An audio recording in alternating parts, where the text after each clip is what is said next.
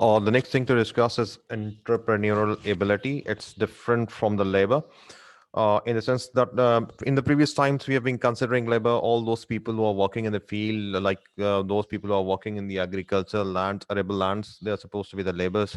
But in modern terminology, labor is something different. All those people who are working in generating the physical goods or services in any form, they are classified as laborers. But the entrepreneur is different. Entrepreneurial ability is totally different thing.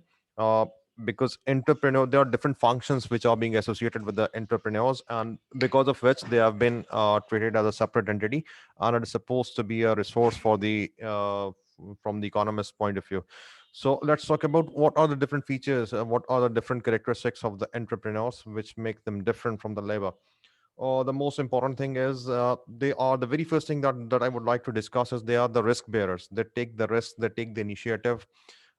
Because whatever, there are basically four different types of the business ownerships. Let's discuss this thing first so that we can move towards the entrepreneurs and entrepreneurial ability. The four types of business ownership. Number one is proprietor, or the entrepreneur, in which an individual person is responsible for everything, for generating the capital, for arranging the resources, for starting the business. Each and everything is the responsibility of a single person. If the person takes certain different what we say liabilities like bank loans or the debts, then the single person is responsible for returning them. And after that, the second type of the business ownership is partnership, in which more than one person takes the ownership of the business. For making this simple, let's suppose that we are having Mr. A and Mr. B, and both of them has started business. One of them has invested 60% of the total capital, and the other one has invested 40% of the capital. So whenever the business is going to generate certain revenue or the profit.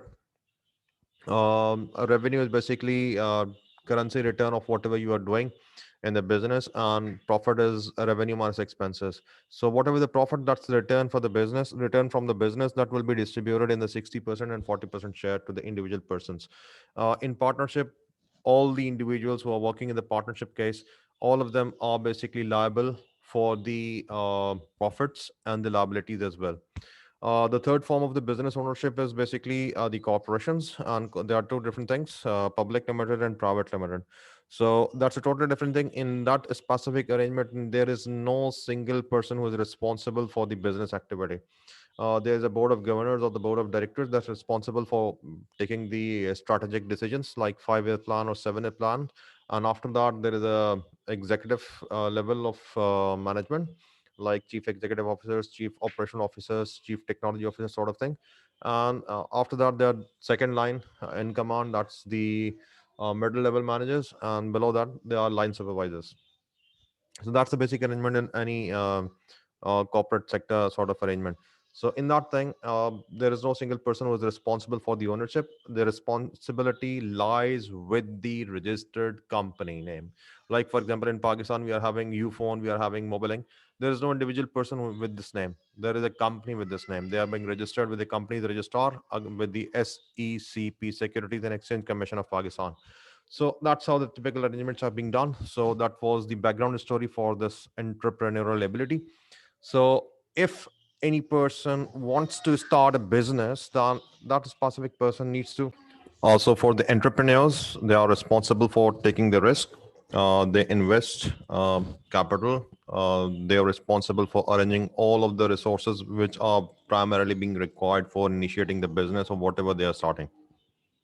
So that's the reason they're classified as risk bearers. Uh, and whenever you bear certain risk, you try to innovate something new that's not available in the market, or that's high in demand, but those features are not available in that product which are available in the market. So the innovators, so the entrepreneurs, they try to innovate something.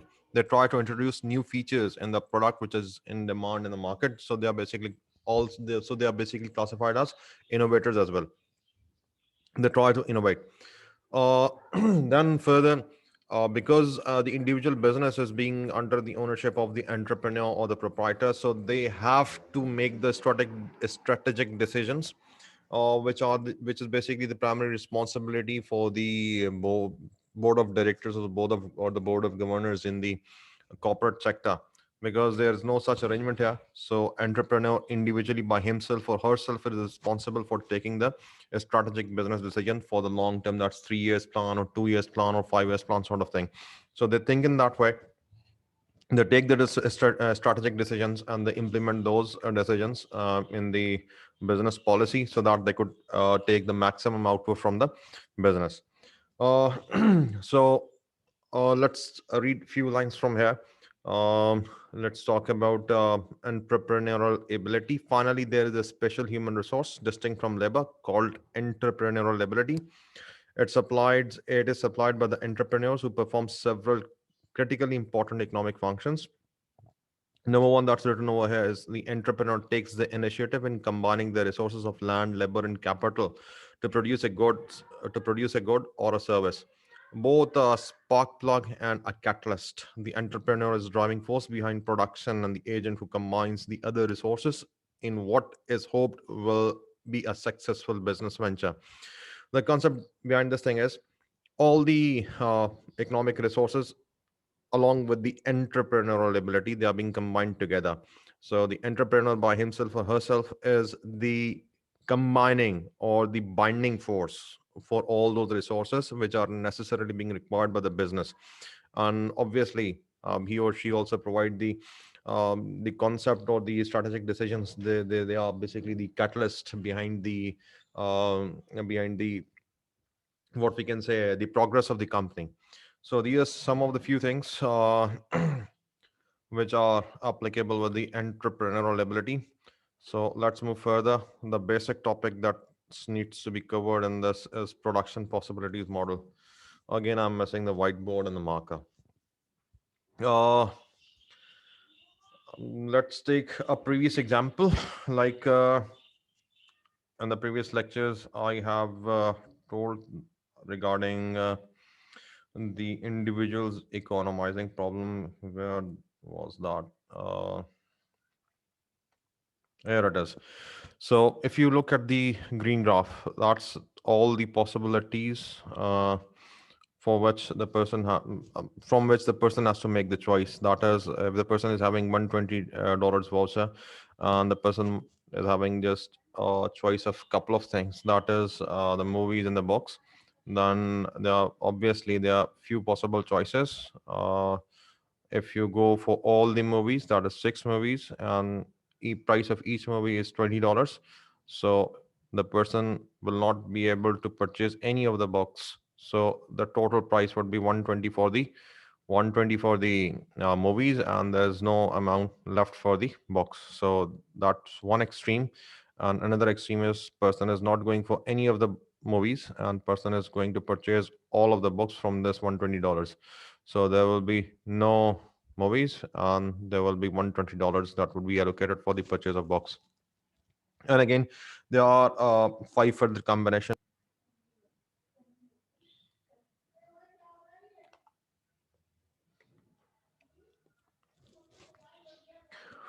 Uh, and if you're going, I think it's the recording is stopped. I don't think. No, it's on. It's on. Okay, so there are five further possible choices. That is um, one less movie, two more books. That's how it's going on from top to bottom. One more, you are going to less one more movie, and you will be having two more books. So that's how it works. So this is all the possibilities within that $120 range. Same sort of concept is applicable with this production possibilities model. Uh, there are a few before we move towards the explanation of the production possibilities model within the economy. There are certain assumptions which need to be discussed. So let's discuss all of them one by one. Number one is full employment. Full employment is something different. When I ask my students what do you mean by the term full employment, they usually say that whoever is living within the country, they should be having jobs. No, that's not correct. The correct version is that minus four type of people.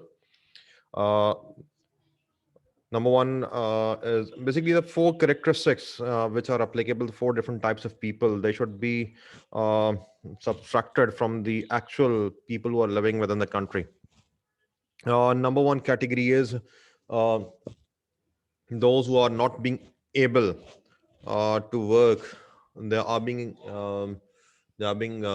subtracted, or they are being excluded from the workforce. Number two, those who are not willing though to work for the cause of the labor, or they are being excluded, like entrepreneurs. They are not the labor, so they are excluded. Or those people who are not willing to do anything, like there are certain people who have a good financial background, and children of those people are not being able to adjust themselves, either for the business or something else.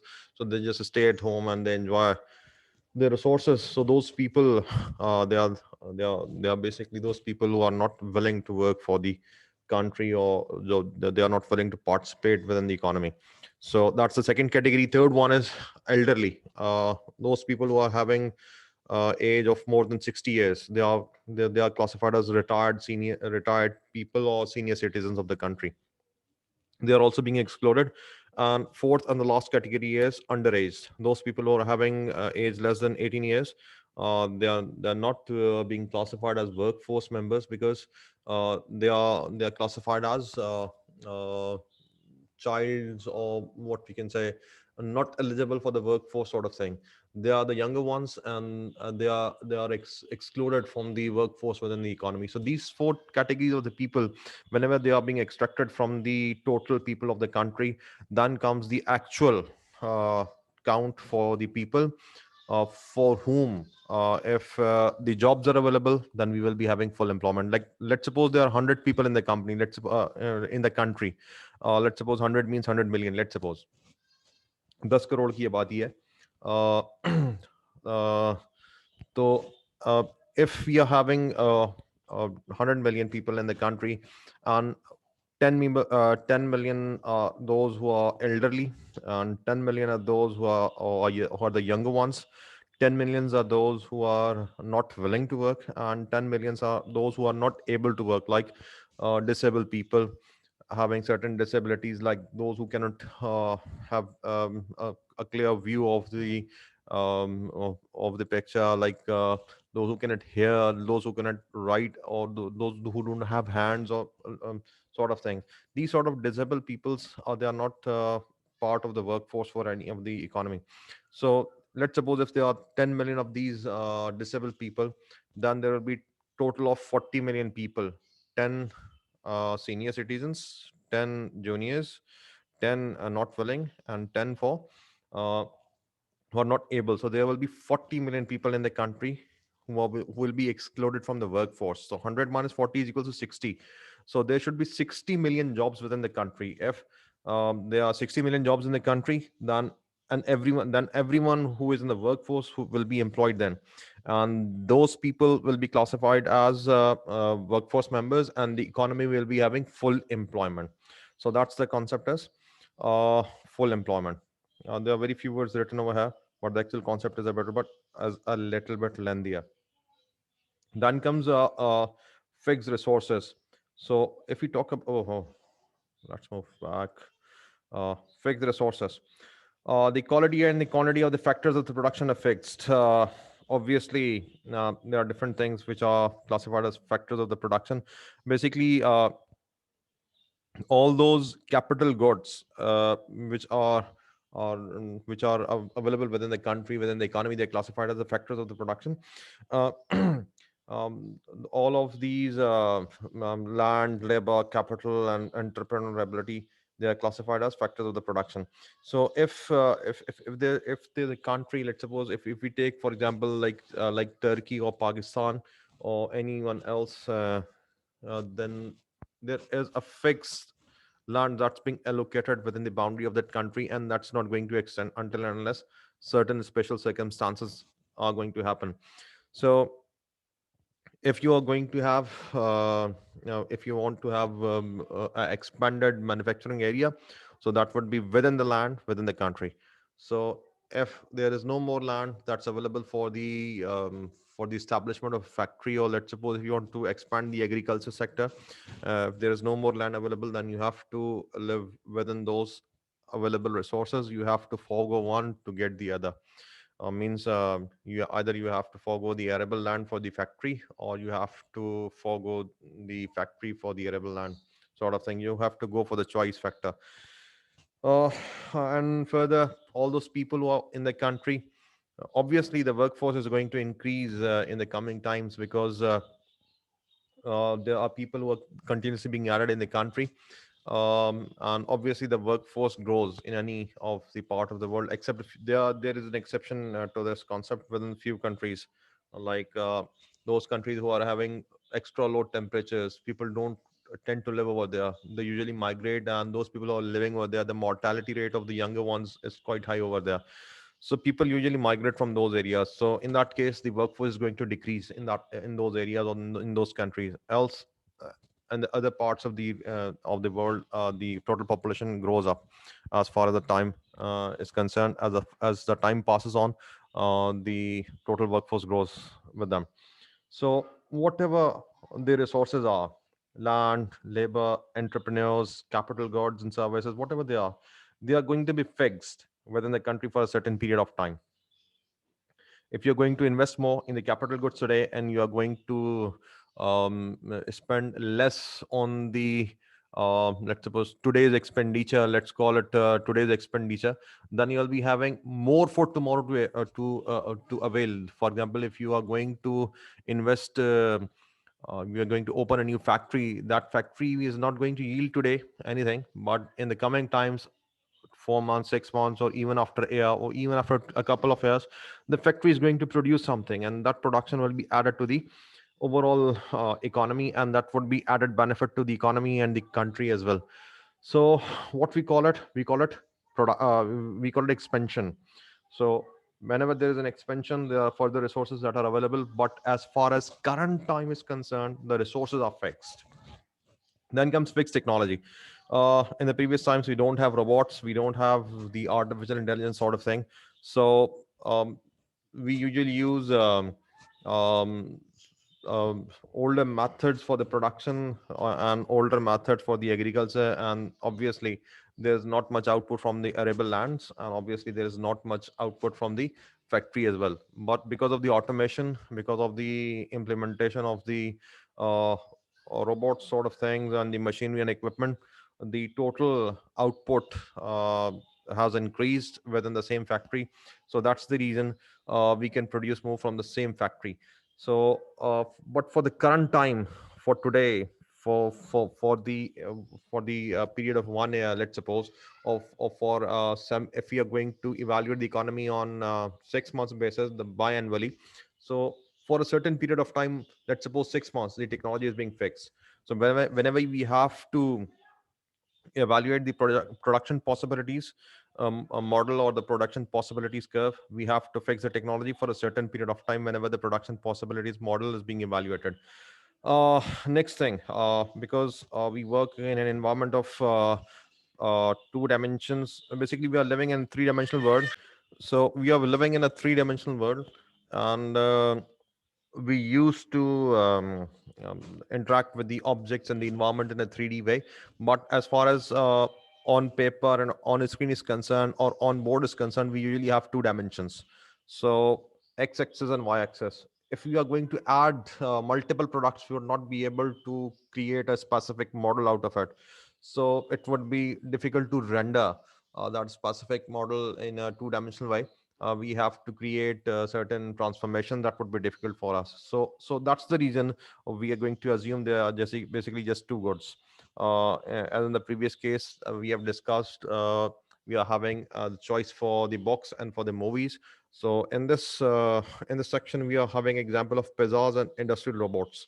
So there will be just two goods: pizza and industrial robots. One is capital good, that's the industrial robots, and the other one is the second type. And it's not a good one, because we are going to consume it today, and whatever we have consumed, we cannot utilize it further. So consumer goods, they are classified as consumer goods. So let's move further. Let's talk about this production possibilities table. Uh, this is pizzas in thousands, and this is robots in thousands.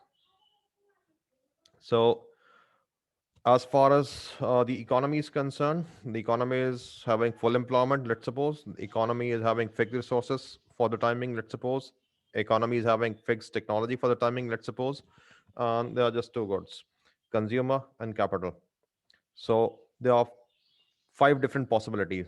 You are going to produce none of the pizzas, you are going to sacrifice for today, and you will be having 10,000 robots, and these robots definitely are going to pay you more. They're definitely going to pay you more in the future, because they will be producing more cars, let's suppose, or they will be producing more mobiles, or whatever they are producing. They will be produced in large quantity, and if the quantity is more than the economic requirements within the country, they are going to be exported.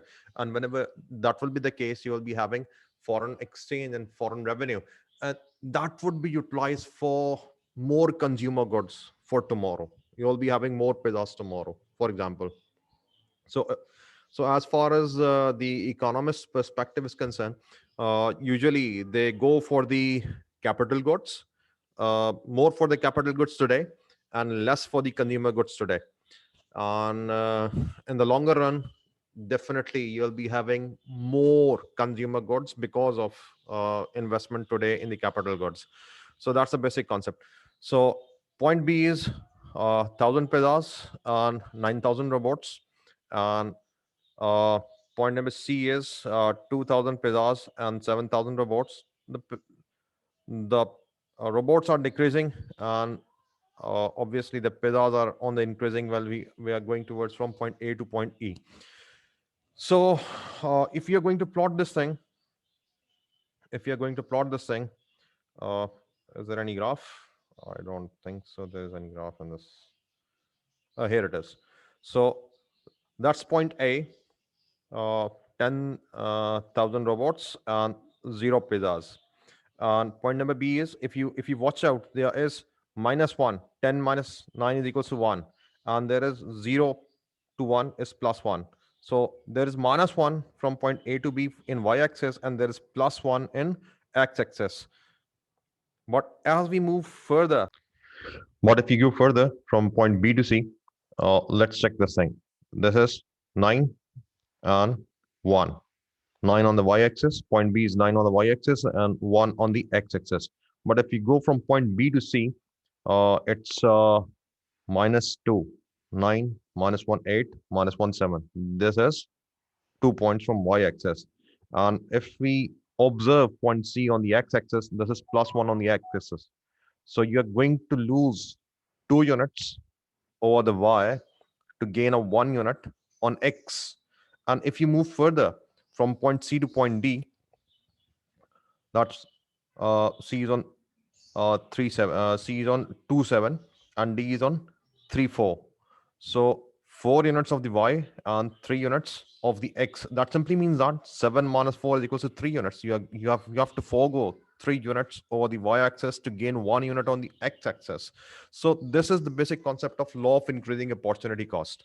Uh, this should be written somewhere in the, yes, here it is. Here it is. Law of increasing opportunity cost. So whenever you're going to move towards uh, adopting more of one thing and less of another,